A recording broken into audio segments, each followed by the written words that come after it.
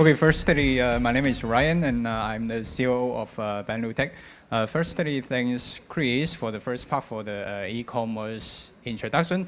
And then we also need to thank Richard and also Asia CEO Events to invite us to come here, and also LBC, because undoubtedly LBC is the biggest last mile delivery in Philippines, so we all trust LBC.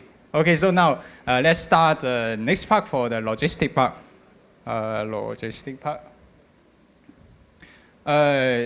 Before we discuss this part, we are just focused on some specified elements on the cross-border e-commerce logistics. All the example that we take is all based in the Chinese seller, and also they are all doing the cross-border into the Southeast Asia countries. This is our example. This is the structure for the cross-border logistic. And then we can see here, from the very beginning, we have the seller. And then in the middle, we have the warehouse part. And then the next part is for the shipping origin custom. And then the next part is for the air freight. And then after that is the destination custom. After the custom, we deliver into the last mile delivery company. And then after the delivery, we have the financial issues after that.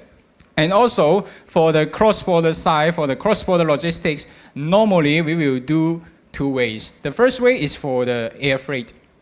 Just like we use the Cathay Pacific, we use the Cebu Pacific, and then we use a lot of airlines to ship the items from some countries into the other countries. This is called the air freight. And then the other one, we will use the sea freight. Because we all know that for the air freight transportation, we have a lot of limitation, and also we have a lot of policy to have some limitation of the items and the limitation of some policy. So for some items, we need to use the sea freight. And then with the combination of the air freight and the sea freight, we can see like this structure for the cross-border logistics. The first part is the seller. The seller will put the items in the Chinese warehouse. And then after the Chinese warehouse, they can choose to use the Chinese mainland air freight or the Hong Kong air freight, because this is because the difference between the mainland policy and also the Hong Kong policy. And then after that, they can use, after they fly to Philippines, we will use some custom brokers here, and then we cooperate with the custom department to do the custom clearance. After the custom clearance, we will just put forward to the last mile delivery company like LBC. And then after that, LBC will help us to deliver the items. And then for the e-commerce, we all know that in the Southeast Asia countries, the people will more prefer to use a payment term like cash on delivery. This is what we call the COD payment. And then after that, if we use the COD payment, then we will have one financial issue, is how we collected the money. And then after the last mile delivery company, they collect the money from the customer, how these last mile delivery company like LBC remit this such a big budget of the collective payment from the customer back to the original country of the sellers. This is another financial issue. And the last part, because we are doing the cash on delivery, and then some of the customer, just a few part of the customer, after they buy, because they have not yet paid for the items.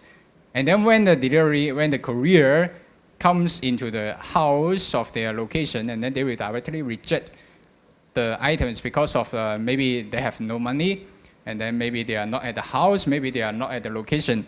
And then for this kind of the parcel, we will call it RTS parcel, just like the parcel that has not yet received successfully by the buyers. And then after that, for these kind of the RTS shipments, we will have another part. It is called the inventory management for the warehouse. And then how we use this kind of the inventory is another topic for the cross-border e-commerce logistics. So this is the structure of the whole cross-border logistics. And then the next part is for the key elements for the cross-border logistics. The first one is for the delivery lead time. Because the lead time is one of the most important part for the customer experience during the e-commerce. And then why the people will choose to buy online? The first reason is maybe we can choose a lot of items and different prices on one online shop. And the other reason is because Manila is too traffic for us to go out to shopping in SM Mega Mall and then shopping in other mall. And then the third, it is because sometimes when we buy something specified or maybe some special items, we will get it more faster than we will buy in the physical store. So the delivery lead time is one of the most important part to influence the customer experience during the whole e-commerce process. And then what is the element that will influence this kind of the delivery lead time? Actually, it will start from the very beginning, from the seller part. So it will have, after the buyers buy an item online, and then the seller need to pick up at the warehouse. And then after that, it will have the air freight to the destination country like Philippines. And then after that, when the air freight arrive in Philippines, they will have issue just like the custom clearance. How long will this kind of the custom clearance take? It will take 1 day or 2 days or 3 days or even 1 week or 1 month. And then after that, after the custom clearance, it goes to the last mile delivery part. Because in Philippines, it's the island countries. From Luzon, Visayas, Mindanao, and even go to Palawan, there are all many different islands. And during the delivery of these different islands, we will need to use air freight, we will use the sea freight, and maybe we will use the land trucking and also the riders with the motorcycle, and even we need to walk to somewhere. So all this kind of the elements will affect the delivery lead time. And the next thing is for the delivery quality. What is the qualities mean? The qualities means the item, is it safe? It means when I receive the item from the courier, is it still complete without damage? And then is it a very good outlooking one? This is called the safety of the item. And the next one is the custom clearance ability.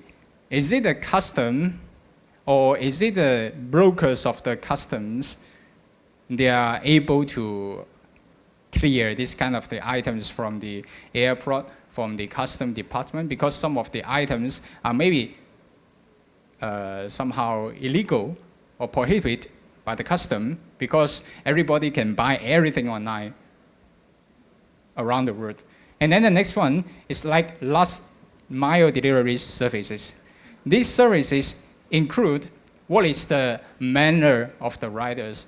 You can imagine when the riders, when the courier go to a location, and then they will with a very angry manner and then said to you, hey, Jay, do you want to receive this item? If you don't want to receive, I just go. And then nobody will receive this kind of the item with such a manner of the last mile delivery riders. Everybody want to receive the parcel with a very handsome riders, with a very good manner, with a very kind smile, like, hey, sir, Paul, would you like to receive these parcels? If this will increase somehow for the success rate of this kind of the delivery. This is called the last mile delivery services. And then because the courier, actually during the process of the online e-commerce, the courier for the last mile delivery is the only one who will meet with the customer. And actually these riders is the bridge between the sellers and the buyers, because the sellers never see the buyers and the buyers never meet with the seller. So during this process, the riders plays a very important role during the e-commerce process. That's why we will choose LBC as our last mile delivery. LBC once again. And then the next one is for the success rate. In the very beginning, we have said that in the Southeast Asia countries, most of the people, they will prefer to choose the cash on delivery payment for the e-commerce. So during this cash on delivery payment term, the delivery plays a significant, a very important part for the cash flow and even the revenues of the sellers. Because if the sellers cannot receive the payment from the buyers, and then the sellers will die for the business.